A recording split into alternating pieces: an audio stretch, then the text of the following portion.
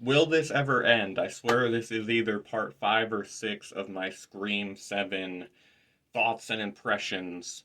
And it's been about a week or so since I watched it for the first time. I've still only seen it once, but the thoughts don't go away. Will they ever go away? I don't know. And I'm still wearing, this is like my third horror shirt that I've worn while talking about Scream 7, and I have yet to wear a Scream Ghostface shirt. But this is going to be a quick one because I just found out some information that is so bad, that is so sad, so unbelievable that it's actually real. Actress, I believe her name is Anna Camp, who plays. I'm gonna be honest, I don't fucking remember her name in Scream 7, but she is the, spoiler alert, Ghostface Killer, the main one, the mastermind, mwahaha, the one who gives a speech about her motive. Anna Camp is the actress's name.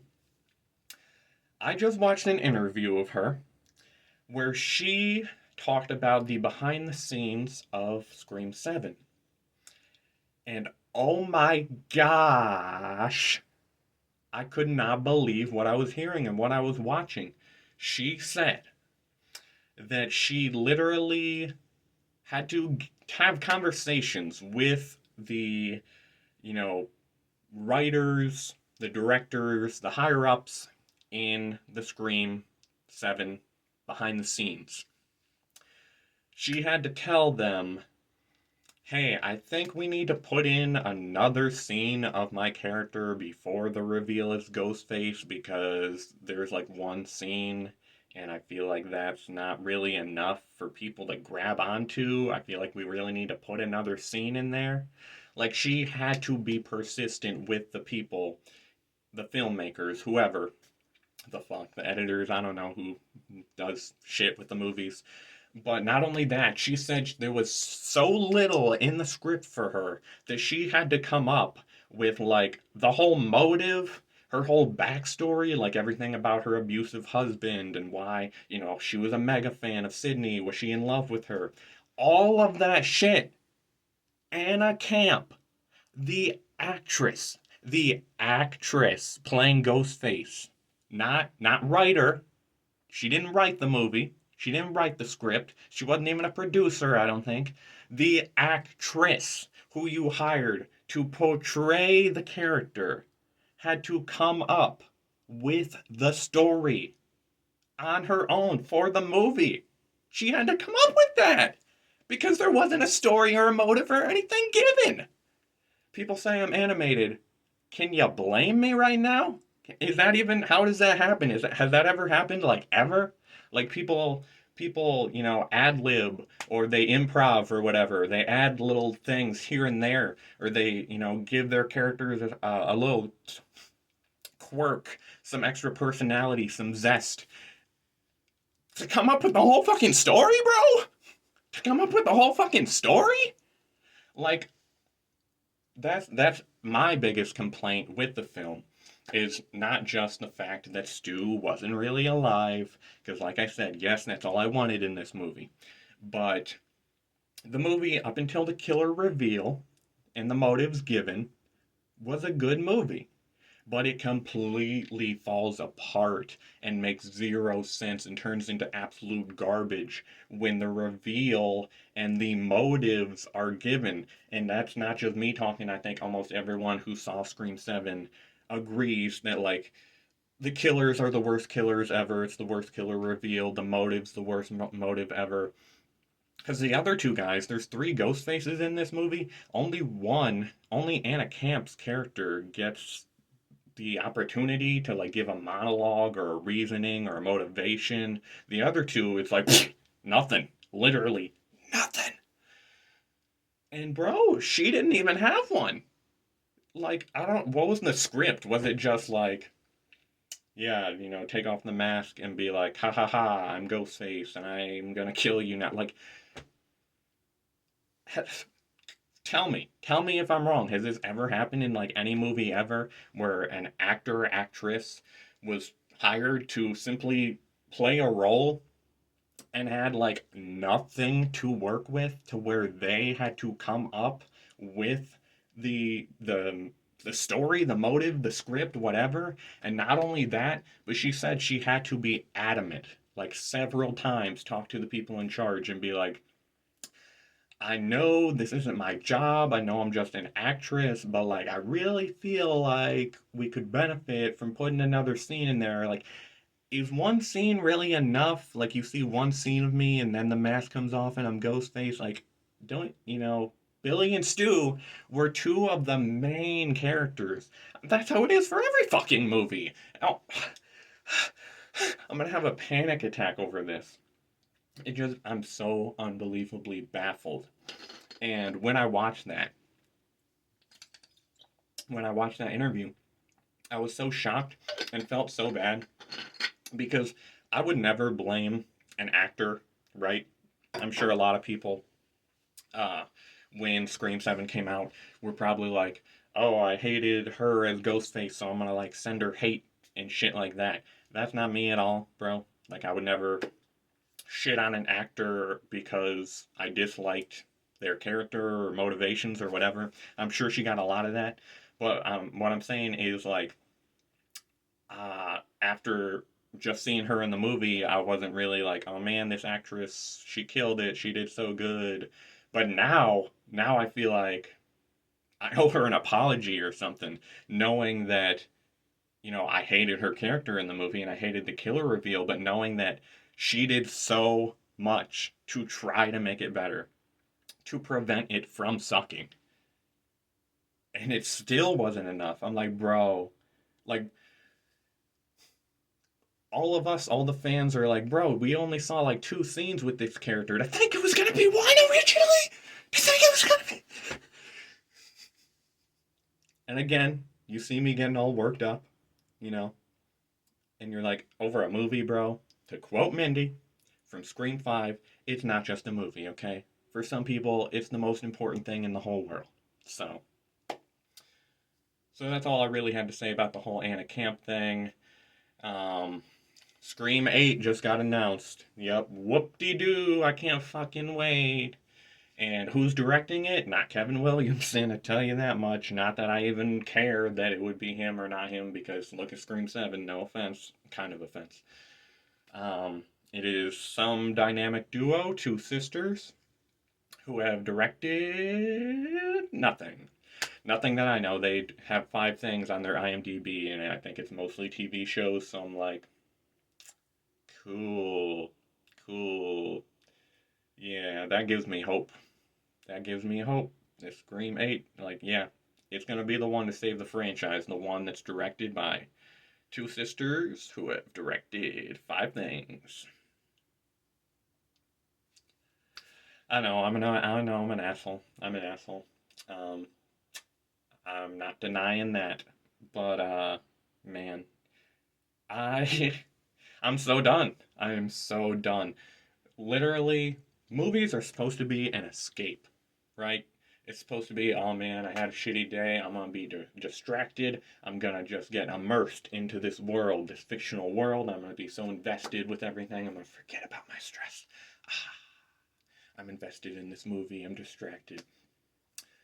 Every time I think of Scream 7, it's like I feel overwhelmed. I feel tension. I feel stress because it's supposed to be, like I just said, an escape, something awesome, something to be like, oh man, I'm so passionate. With Scream 7, it just feels like I can't explain it. It feels like work because I'm like, oh yeah, well, it had some really great things, and then like, oh, it had some really bad things, and like, oh man, it started so great, but oh man, it ended so bad, and like, it had some really cool actors return, but their characters technically didn't return, and like, oh, it had some great kills, but oh, it has the worst killer reveal of the whole fucking franchise, and now you gotta drag behind the scenes shit into it, as if there wasn't already enough bad behind the scenes shit going on with Scream 7 of the whole firing of Melissa Barrera. Now you gotta drag in the fact of like, yeah, this actress had to come up with all of her own fucking dialogue and motivation on her fucking own.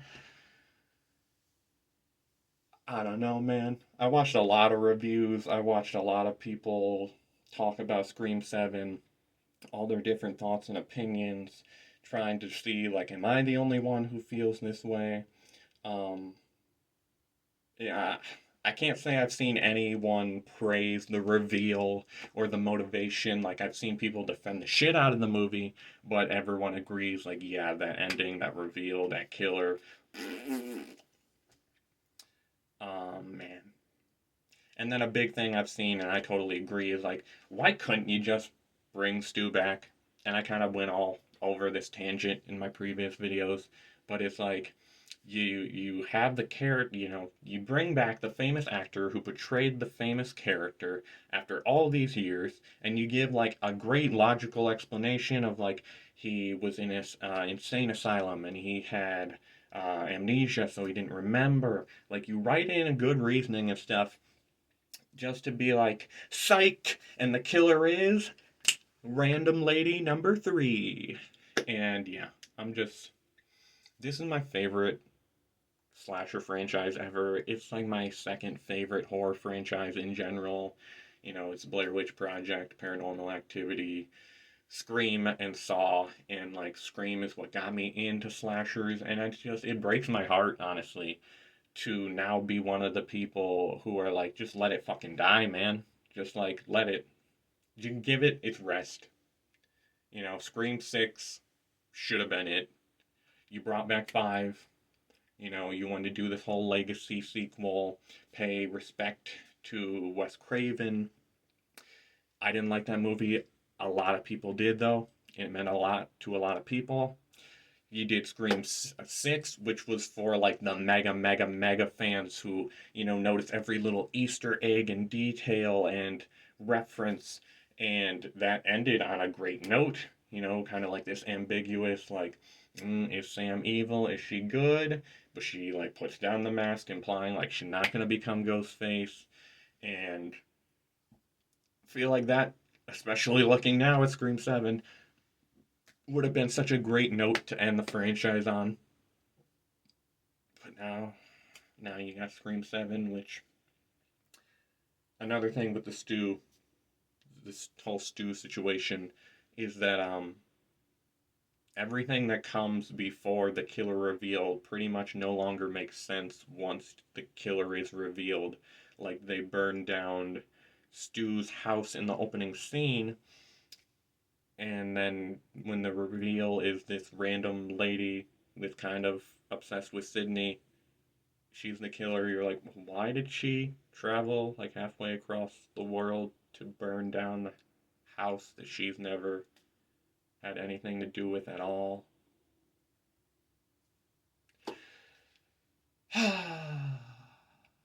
And I think I said this as well. It was like, I think there was a script, the original script, and Stu was really alive in that original script. And then someone read it and was like, well, half the fan base wants Stu to be alive, the other half doesn't want Stu to be alive. And we don't want to leave a bad taste in people's mouth, right? We don't want to mess up the original at all by retconning Stu's death. We don't want people to view it differently and get mad at us. So we're going to make everyone believe Stu's alive till the last 20 minutes and then be like, nah, JK, LOL. But yeah, I'm just fucking done with this movie, man. And it sucks because I liked a lot of things about it. But at the end of the day now, it's just like, it does exactly what I just said. They were trying to prevent. It's just a bad taste in my mouth. It is like, I've seen people just pretty much 100% ignoring the existence of this movie.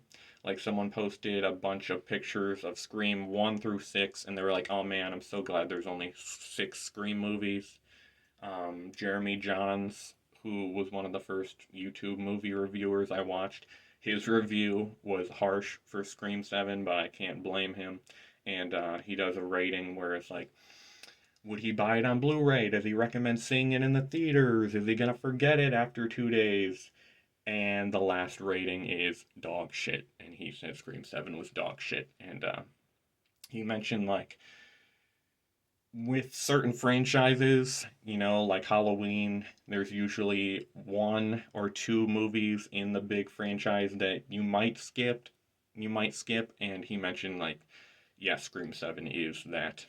It is that movie within the franchise that when you're rewatching all the movies, you're gonna skip this one. I will watch it again, and I will begrudgingly buy it on Blu-ray to add it to my collection.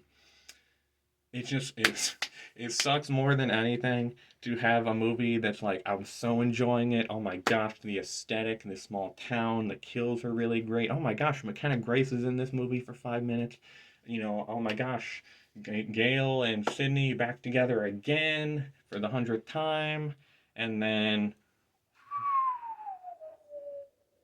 worst movie in the franchise makes you want to stab yourself in the eyes. It's that bad.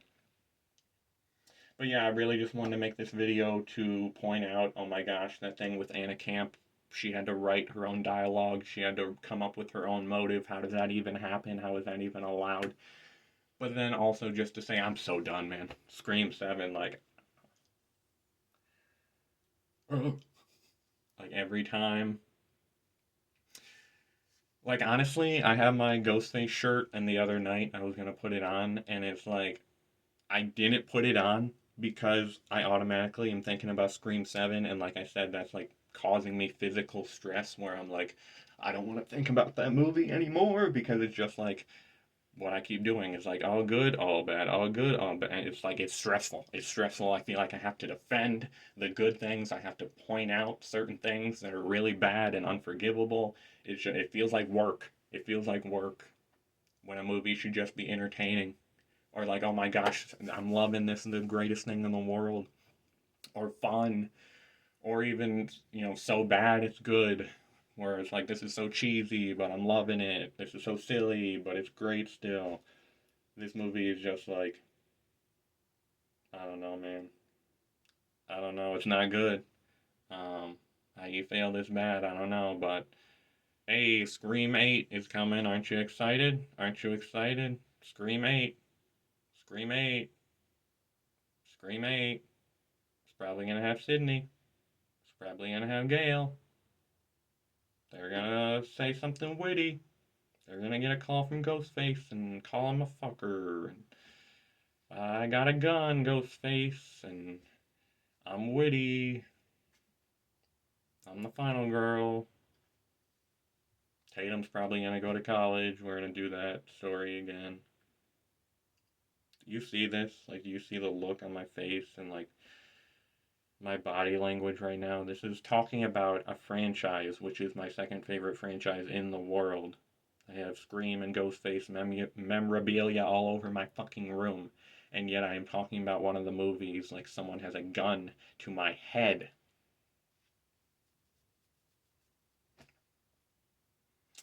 Scream 8, are you excited? Can you wait? Here's my prediction. In the end, Ghostface takes off his mask, right? Hear me out. He does a monologue to Sydney. Okay, yeah, we're cooking now. We're cooking now.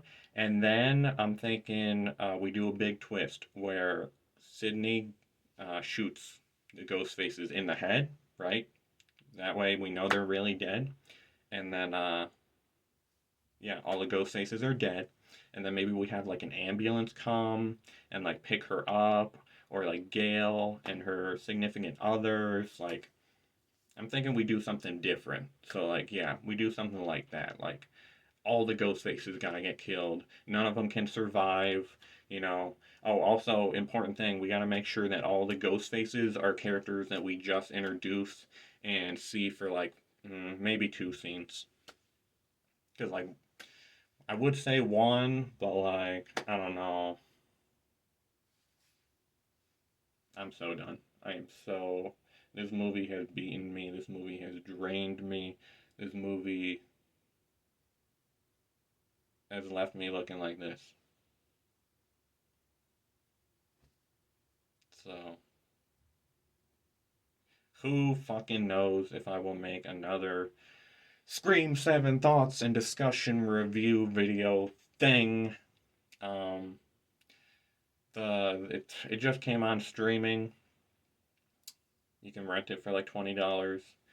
And they announced like the Blu-ray has 40 minutes of additional footage.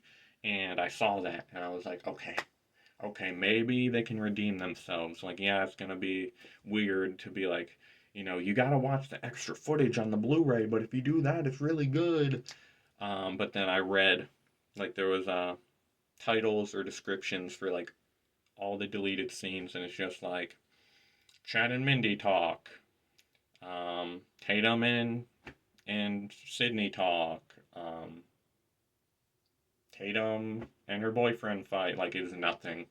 I thought it might be like, you know, deleted scenes of Anna Camp's character that would give her more depth or motivation, or you'd understand her more, or like some really cool Stu deleted scenes, or maybe an alternative ending. And it's like, no, no, really? Really? You thought we'd put effort into this fucking movie? You really thought that, motherfucker? We just want your money. We don't give a shit about you. That's how I feel. That's how I feel they feel. Should have let this franchise end. And to all you boycotters of Scream 7, I should have joined you, motherfuckers. But they sucked me in. They sucked me back in with Stu's coming back and Sydney's coming back, and we might not have Sam and Tara, but we got Mindy and we got Chad. And look, David Arquette's coming back. And look, we got Sydney's brother returning. And McKenna Grace is in this movie. They sucked me back in. I thought, how could I not watch that? Like, come on, Stu? Stu is in that movie. How could I not? Y'all had the right idea. Boycott it, avoid it like the plague. Because even though some parts of the movie are good, it will leave you a broken shell of a person. It will leave you miserable and defeated. And yeah, I'm talking about a movie. And yeah, I'm talking about it super seriously, but we're the Scream fan base. That's what we do. Have you seen the Scream movies? You see how they talk about Stab? That's us. They do that on purpose, alright? So, yeah, it's not life and death, but that's how we take it, alright? That's how we take it. I don't know. I guess I'll end the video. But if anything else comes up, I'll film another one. Nobody's watching these videos anyway. So they're just for me, I guess, to kind of rant. But this shirt's really cool. Even got the little pale face girl, or whatever her name is. It's like 5:30 in the morning. I gotta go do something, fold some laundry. Scream 7. Can't wait for Scream 11.